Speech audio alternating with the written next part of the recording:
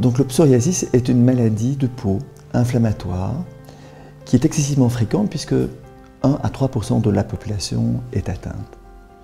Cette maladie se caractérise par l'apparition de plaques rouges et desquamantes. L'épiderme est renouvelé trop vite. On considère que la vitesse de renouvellement de l'épiderme est augmentée de 7 fois à peu près dans le psoriasis et les cellules épidermiques ne subissent pas une maturation complète.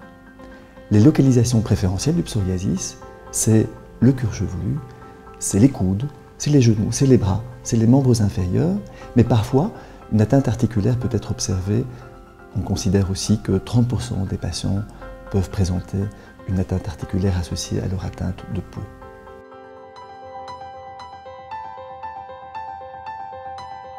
Le psoriasis n'est pas contagieux. En revanche, l'hérédité joue un grand rôle.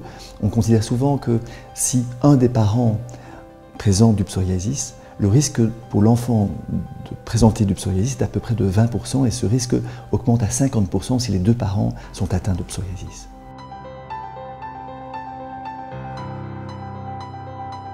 À côté de l'hérédité, des facteurs d'environnement jouent un grand rôle dans le déclenchement des poussées de psoriasis. Le stress joue un grand rôle. Certains médicaments, comme des médicaments antihypertenseurs, le fait que la peau puisse être plus sèche.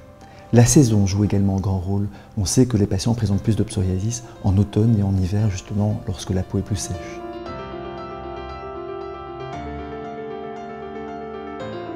À tout moment, le rôle du dermatologue est d'évaluer la sévérité du psoriasis de son patient et de mettre en balance les avantages et les inconvénients du traitement. Le dermatologue doit également tenir compte de l'impact du psoriasis sur la qualité de vie du patient pour choisir le traitement qui sera local ou général. Il s'agit donc de définir une véritable stratégie qui sera adaptée au patient et qui sera surtout bien évidemment discutée avec le patient.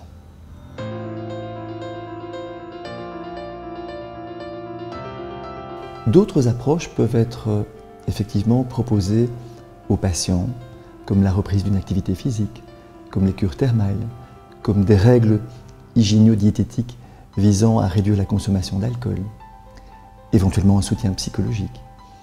Et toutes ces autres approches sont utiles afin de réduire l'impact de spirales négatives sur la vie, sur la qualité de vie et sur la vie sociale des patients.